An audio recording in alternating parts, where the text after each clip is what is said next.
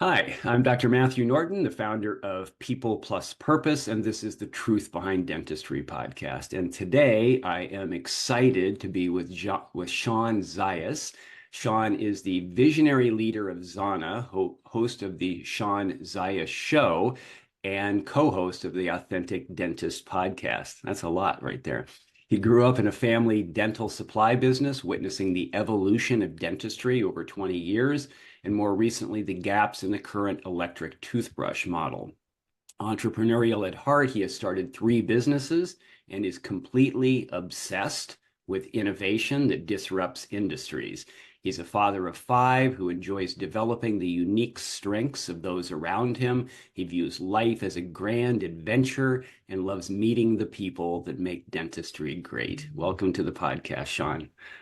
It is great to be here. Thank you for having me, Matthew. Absolutely. Well, after spending some time with you and being on your podcast, I think you are one of those great people in dentistry that we need to know more about. And so I invited you on because I want everybody to get a chance to meet you and more people to know you. So, um, maybe to start, you could share just a little bit about this journey growing up in dental and kind of what led you to love dentistry and to love helping dentists thrive.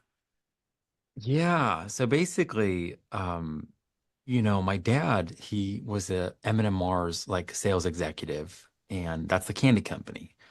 So growing up, my dad always had boxes of candy in our garage. And my brother and sister and I, we were silly enough sometimes to leave the wrappers out once we would, pillage.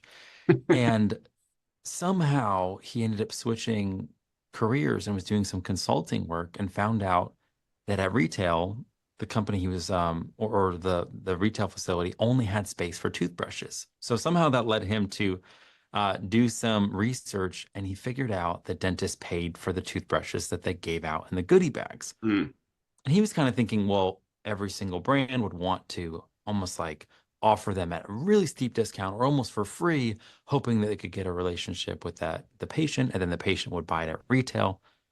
And that just started with my dad being like, oh, I think there's a better way. So he mm, contacted a manufacturer, and I'm like 13, 14 at the time. And all of a sudden they gave him 2 different molds of adult and a kid's brush. And before my eyes, I saw my dad go from a corporate business expression mm, to all of a sudden entrepreneur. mm. And we were going to trade shows like Yankee Dental in Chicago midwinter. And I was a 14-year-old. And I remember back then, Discus Dental had these really attractive, I don't know if they're hygienists, but that worked for them. And as a kid, that was pretty formative. But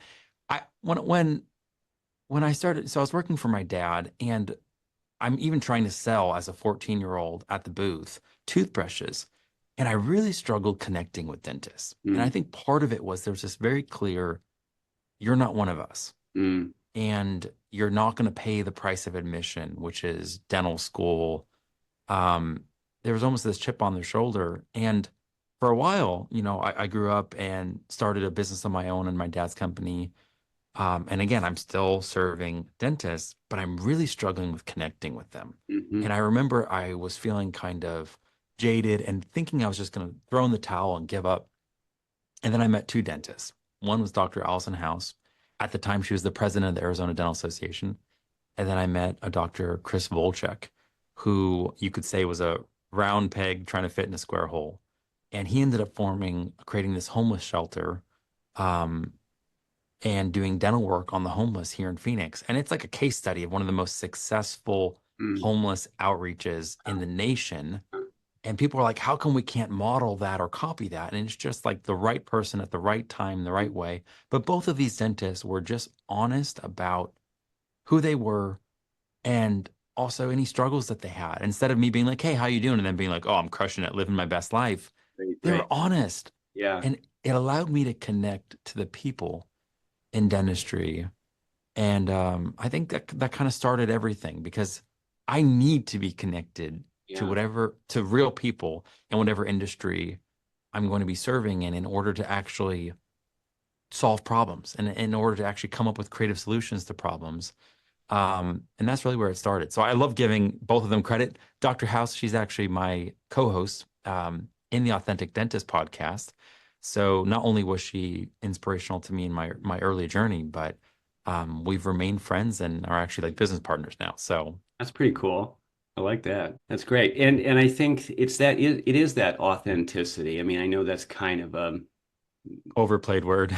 well, yeah, I mean, there's certain words that become kind of buzzwords, right? And but beneath the buzziness of it, there's power in that because, and that's one of the things I'm drawn to you about. If I just tap into why have I enjoyed our conversations and why did I want to talk to you today?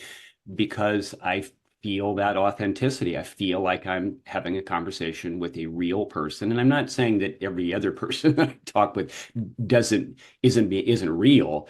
But to your point, I think we tend to play down certain things, play up certain things for it becomes a little bit more of a persona that we feel like we need.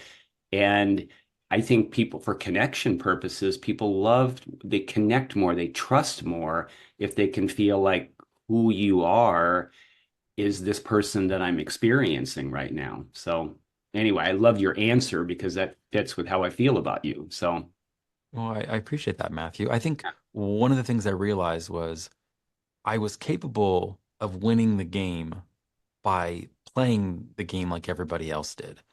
You hustle, you perform, you put on your best face, you be what the market's telling you to be, and you kind of follow whatever the trends are.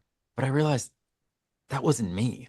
I wasn't finding significance. I wasn't finding meaning in that. right, right. So my own journey was one of, can I actually bet on myself? Can I actually align myself to who I really am and show up the way that I want to and do business the way that I want to and actually care about people and really get to know the people that I'm solving problems for and start with that almost heart-centric approach instead of, well, I need to hustle, I need to fake it, I need to perform.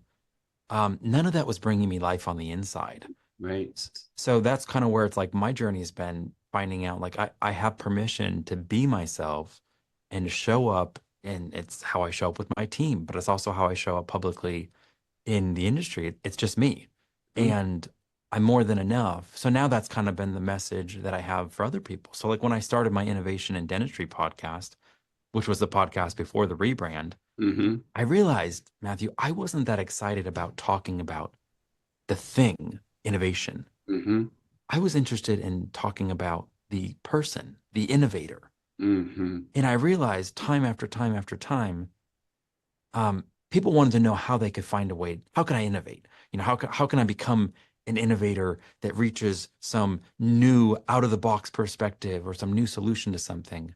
And they were thinking at the level of outward expression, hacks, tactics in the marketplace. mm-hmm, But it starts with the individual that mm-hmm, actually diverges from the common path, has the courage to actually be like, wait a second, the best strategy for success is me because my story, my perspective, my experience, my expertise, my passion, my mission, it all converges in what I call someone's authentic brilliance.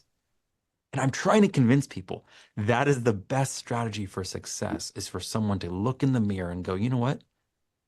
I'm enough. I'm unique. I'm authentically brilliant. And if I give myself permission and courage to actually listen to that voice and follow those yearnings, mm-hmm. that's the only way I'll actually be able to innovate at the market level. Yeah, that's great. It makes me think about how many clients over the years that I've had that some of the initial conversation would be a previous coach, consultant, management company, whatever had told them they need to do thus and such this way. And if you do it that way, it will work.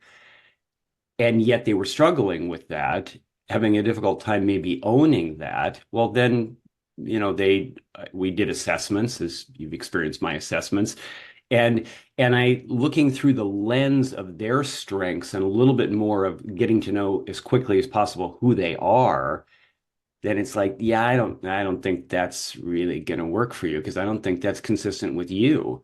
right? That's back to, it's a customized approach that kind of comes back to authenticity again. It doesn't come across authentic because that's somebody else's thing, not your thing. Yeah, So, I couldn't agree more. so when you think about this, applying this aspect of your own journey, thinking about dentists who are listening to us right now, what more might you say there about the dentists showing up with their teams, showing up with their patients, maybe where they might tend to get off track from your experience, and what might help them back on track? Anything more you might amplify from what we were just talking about? Yeah. So, it's nuanced in the ways that it ends up manifesting. But if we go to the heart of it, it's something along the lines of in every venture and everything that we go to endeavor to do, we start off by modeling. As a child, we model behavior, and then at some point we discover like heroes, someone that we really look up to, and we really try to emulate them. And at some point, that's all and well and good. But at some point, you have to realize there's a path that only I can walk on that is almost like the fullness of who I am, but it's expressed. So it's not just a state of being, it's expressed being. Mm, But it starts with, do I have permission to actually be who I am? And mm, then now I have permission to actually think about dentistry in the ways that I want to express that being. So maybe the way we have team meetings isn't the way the consultant, that's the famed consultant, told us to do it, because that doesn't actually fit in my style. I really like being one on one with my team members. And it would be better just to have like a different rhythm that brings me life instead of this is what I'm supposed to do. mm, mm, So it just gives people permission to challenge why they do what they do, how they're doing it. And if they're not showing up Monday, Tuesday, Wednesday, Thursday, really like feeling alive, mm. feeling aligned, excited about the fact that they get to be doing dentistry the way that they want, then I would challenge them. They're probably out of alignment in some ways. They probably succumb to a lot of the you ought to do, you should do, you have to do it this way. Mm. And I'd push back on that and say, this is your life. Yeah, In dentistry, you've given so much, you've sacrificed so much, you've paid such a high price. The least you could do is practice on your terms in a way that brings you fulfillment. yes. The tragedy of life is when we get to a mountain, we climb and reach some height, some ascent that the world told us this is going to make you happy. And you get there and you realize either you're alone or there's literally no fulfillment in reaching this height and climbing this ladder. And I don't want that for any dentist. Yeah, yeah, yeah, that's good. It just making me think like if we can locate and then live in our own joy, then we're going to be much more impactful. It's going to be much more positively infectious. But what kind of a pushing a boulder up the hill is it when we're not joyful and we're not loving showing up today, or it's a real labor, then it has to be harder to have the impact or create something positive for the people you're serving. And one of the paradigms I think that's really helpful when you're looking at this is I heard, I think her name's Megan Macedo. I'm probably saying it wrong. I heard her at a conference and she was talking about one of the fascinating research she's done is the difference between the business paradigm and the art paradigm. And it really encapsulates it well. Where, like in the business paradigm, again, it's all about market driven, it's all about doing what other people have done that works. And there's nothing wrong with best practices, but trying to strive or contrive or manipulate or figure out how to get a certain outcome, um, it's very high in performance. Or when you think of yourself as an artist, the very definition means like art is what actually comes out of me in a Mm, very primal, messy, authentic, like it has to originate from within, or else it's not art. It's just a counterfeit. It's yeah, a replica. yes. art demands originality. So my challenge is, hey, where can you be an original? And when you're fundamentally what you're doing is you're giving yourself permission to change the rules of the game so that only you can win. Because the true moat, if you think of the success you can have in your practice as like a castle, the true moat that defends everybody else from copying you is finding out how you're original, how Right. you're a one of a kind, Right. because no one can knock that off. That Right. they can try, they can counterfeit it, but everybody knows that's the point. It's a counterfeit. You are an original, the way you see the world, the setbacks that you've had, the pain that you've had. Most people want to distance themselves from the pain that they've had in their life. When I find when you actually embrace it and discover whatever gold was there, that allows you all of a sudden to lean into what was difficult, what was challenging, what was a struggle, and it humanizes you. So now when someone's coming in your practice, maybe it's just the 3 minutes you have connecting with the patient, Mm. but 20% of your patients now have also experienced something in their human experience that was similar to yours. And now there's resonance. And then now there's connection. And now Yes. they see you as a human instead of just this distant care provider that has a mask on. Yeah. So it's little things that are kind of nuanced, but it's just betting on yourself and saying you're enough, and you're the best strategy for success is just being who you are and kind of infusing that into your dentistry. That's beautiful. Yeah. Love that.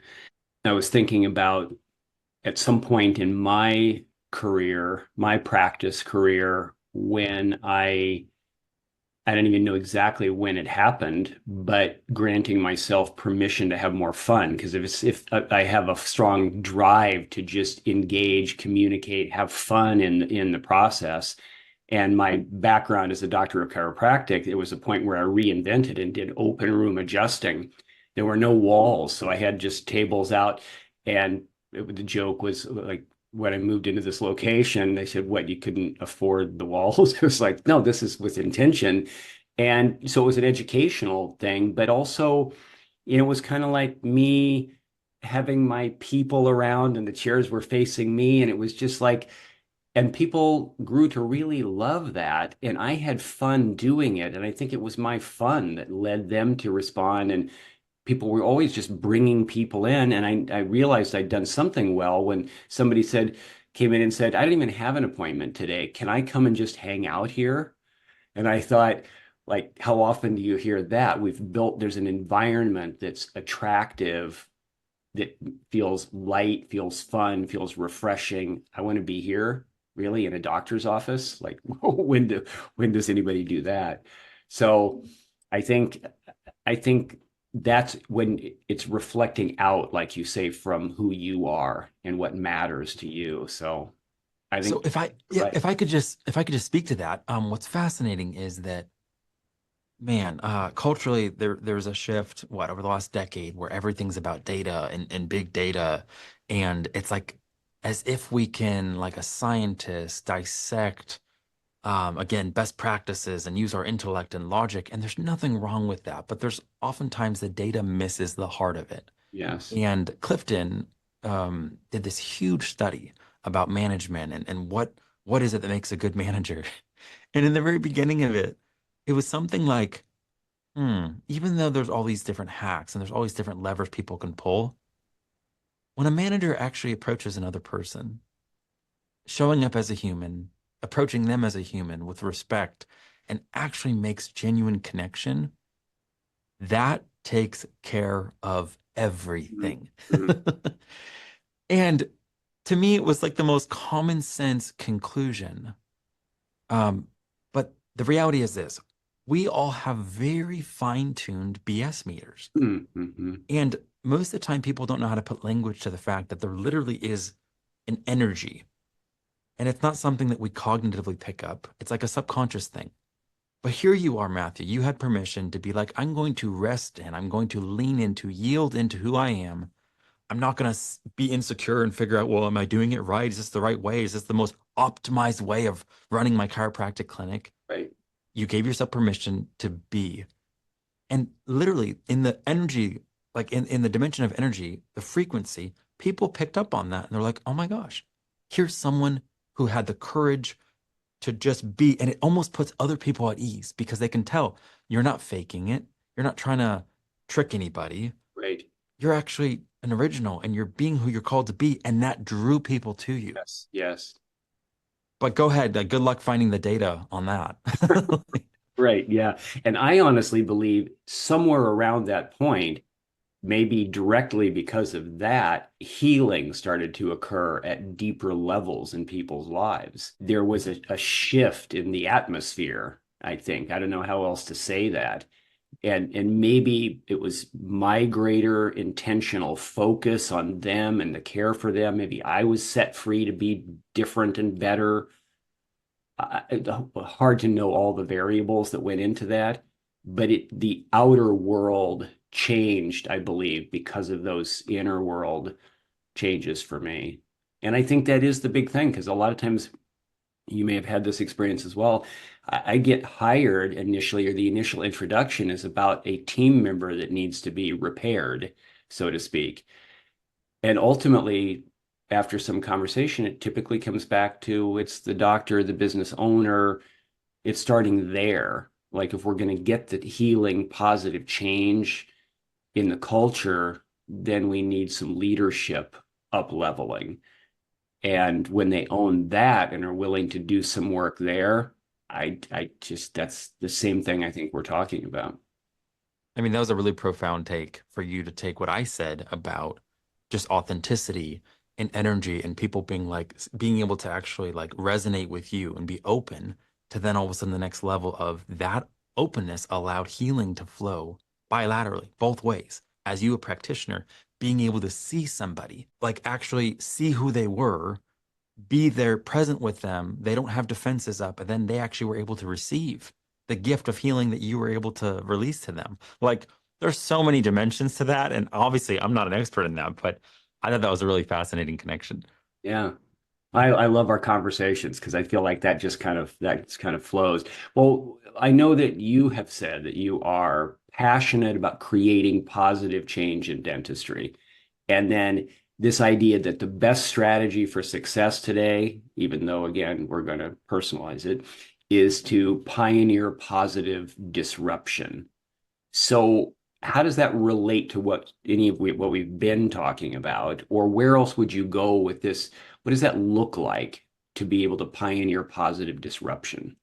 Well, so the most disruptive forces in the world are forces that are original. So that's where the link is. It's like it's not figuring out someone else's strategy. It's not figuring out how someone else did it because they became an original and now follow their path. You know, a good friend of mine, Chuck Blakeman, talks about Lewis and Clark didn't have the map. They got the map in hindsight after they explored. Yeah. So the challenge here is, okay, are you willing to pioneer? The definition of pioneering implies there's not a path, implies you have to go where no one's gone. Mm, And my whole thesis is only you can take that voyage, only you can embark. And if you're waiting for clarity, if you're waiting for a guarantee, if you're waiting for that map, the map is what you get after you've taken the journey. mm, It's when you look back and you go, oh, wow, that's a map. And can that help someone else? Of course, it can help someone else because there's little microcosms of ways that we face challenges, ways we face feeling like a counterfeit or feeling like a fake. hmm So there's similarities and there's commonalities that can express what unite us all in this game of life.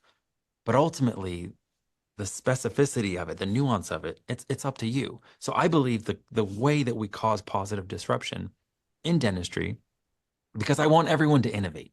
I want everyone to be able to get that idea that really only they can have because again of their life experience, because of their story, because of the way they see things differently. And that's a radical call to originality. So that's where it's like originality truly is the disruptive force in dentistry. Where a lot of the times we feel like we have to go to the next event or continue to get CE or continue to just figure out who's the person that's leading. Right. And there's nothing wrong with following. I'm not saying every single person has to be a pioneer, Right. but the people that are listening right now, and there's something stirring, there's something in them that is starting to come alive, or maybe between the lines of what we're saying, they're hearing something. Right. Those are the people I'm talking to.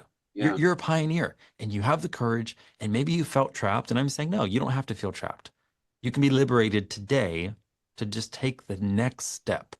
I really believe that the analogy of the boat that is anchored at the harbor is a really great analogy.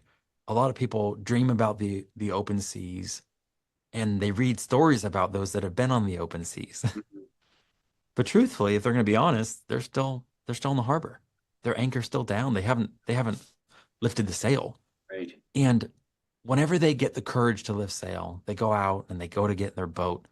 And it just happens to be one of those mornings that's foggy and there's mist and their vision is obscured. And I think the vision and the fog and the mist, it qualifies those that have to have the one superhuman ability that every person needs to have in order to truly pioneer, and that's trust. It's the ability to move. It's the ability to act when you cannot see and believe that something good is going to come out of me heading in that direction, because at some point the fog will clear and you'll get clarity. But people that wait for clarity, people that wait for the reassurance, life's not going to give it to you. Uh, yeah. No, I think that's profound. Makes me think of a different, maybe related metaphor too, of just thinking of choosing the road less traveled, and it made all the difference. Robert Frost. Yeah. And the road less traveled is almost by definition a bit scarier, right? Because it doesn't have all the landmarks. It's not so well defined, but it is the path to uniqueness, and it probably is the path to joy. But it does require trust, like you're saying. And maybe it's the road way less traveled, maybe to where there's hardly anybody that's been that way. But can I trust enough to take that risk? And yet, that risk, the willingness to take that risk, could result in in truly fulfilling your unique purpose, which was less likely to be found on this larger path that everybody else was more comfortable taking. And you're gonna fail. And what I mean by that is like failure is simply it's a time frame, meaning failure is only truly failure if you give up. So how short do you want the failure to be? You have the ability to pivot. You have the ability to iterate. You have the ability to learn from whatever obstacle you hit. But you don't learn in the boardroom. You don't learn at the harbor by theorizing what could be in the open seas. Yes. You learn in the marketplace. You learn in real time as you're actually trying to adjust the sails and figure out what's going on with the wind that you can't see. It's this invisible force that's moving you, and you're trying to figure out how do I still move so I can go against where the wind's taking me. Mm. Um, yeah, it's rich. The metaphor is rich, but the idea that failure, it's a perspective. Like you're gonna have hardship, you're gonna have things that don't work out. It's not gonna be linear. Do it anyway. Just go for it. Yeah. It's the most fulfilling. It's the most fulfilling path. And we've only got so much time. And the older that I get, the more I realize that that's less time than it used to be. Hopefully, it's still a long time, but it does create a little bit more urgency to be living there as much as possible. It seems almost like, given a lot of what we've been talking about, even to use the word system seems a little bit like a disconnect. But as we wrap up, you've got a three-part system that you have put together for that pioneering disruption. Maybe you can share a little bit about that as we close. Yeah, yeah. So let me just hit on really quick the idea that like sameness is the epidemic that's happening in dentistry right now, and it plagues other industries as well. But it's the idea that if I follow the masses, if I do what everyone else is doing, the illusion is there's safety there, Mm. right? It's the proven path. And I'm saying, no, that's actually where you're going to be threatened the most because you don't stand out. You're literally just casting a vote of, yep, let's just keep dentistry commoditized. Same services, same offerings, everything, sameness everywhere. But the challenge is you can be what's different. Mm. Your team, your culture. The system I have, it got developed because I was realizing I'm talking to people again about innovation. And I'm talking to people about creating something that's remarkable that causes someone to remark on because they're like, wow, we haven't seen something like this. Things that are remarkable often don't come out of the business paradigm, they come out of the art paradigm. Hmm. And yet, here I was talking about create remarkable, create remarkable, create remarkable. But I was like, oh, wait, before they create remarkable, they have to understand that they are the source of what is brilliant. The answer is them. And then I was like, oh, wait a second. They're not going to realize that if they're not whole yet. So the three-step process is it starts with being wholehearted. I can't work with you and discover what your authentic brilliance is if you feel like fundamentally there's something wrong with you. Mm. If you feel like fundamentally at the core you need to hide, you need to stay in the shadows. You need to, I'm defective, I'm inadequate, I'm not enough, so therefore I must emulate someone that is worthy, that is good, that is worthy of blessing because I'm not. If that's where you're at, I can't help you with your authentic brilliance. So the first step is just being wholehearted, getting inner work, like actually dealing with those things that would cause bitterness, unforgiveness, shame, like actual toxins that would keep you from Mm. being whole. So Mm. wholeness is the first step. And then it's actually figuring out, okay, well, now that you're whole, what's authentically brilliant about you? How do we extract that? Kind of like what I say about light. Light that's diffused, it's insignificant, it's indistinguishable, you know, diffuse light, can't tell what's going on. But the second it gets focused, the second adds color and depth and dimension like a laser, now it can have impact. Now it can't be ignored. So that's what I do with people. You get whole, I help you get whole. Now I help you focus your light and let's brand it. Let's position it so this is what based off of your superpower, based off of what makes you truly unique. Now let's come up with a brand platform in the marketplace so the market starts recognizing, this is who this person is. And then the third step is just now you're free to actually create, to monetize it. So I say it's originality restored under wholehearted, originality expressed under authentic brilliance, and originality monetized under create remarkable. But people were always talking to me, Matthew, about just I want to create something remarkable. I want the end goal of innovating, pioneering, creating that new model, doing something that's going to, again, be monetizable. And I'm like, well, but you got to do the work. It starts with being whole and then actually weaponizing that, branding it, positioning it a certain way. And then you're free to just kind of create not just work, but life work, work that is meaningful, that is linked to legacy, that is fun and brings you money. That seems like an amazing non-system system is kind of what it makes me think of there. Like, here's my system, and it's a unique system because it's not really a system like you would normally think about as a system. And also I think you probably heard the expression before. I don't know how common it is today, but it was maybe a little while back of be, do, have, that people focus more on what they want to have, and then they're asking, what do I need to do to have that? But it starts before the do. It goes back to the being part. It's the being that leads to the effective doing that leads to the result that I'm looking for, which is why we can have two people do approximately the same thing and get dramatically different results, because it was that being place that was determining the degree of success in the actions taken, right? And so these conversations are fascinating to me. I mean, it's just right in the middle of my wheelhouse of what I love, and so I love what you're doing, and I thank you so much for coming on and sharing with us today. So for those who are saying, I need to talk to Shawn more, this guy has something for me. What's the best way for people to find out more and to get a hold of you? Um, they can either go to shawnzajas.com, so ShawnZajas.com. They can reach out to me on Facebook, assuming that it lets them. Sometimes people are like, "Oh, you don't really know this person. You can't message them." Right. Or they can email me, shawn at myzana.com. Awesome. Thank you again. Appreciate it. Matthew, thank you for having me. Yeah, my pleasure. So thanks everybody for watching.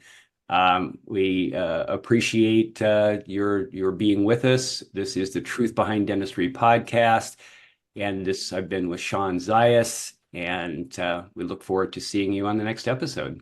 Thank you.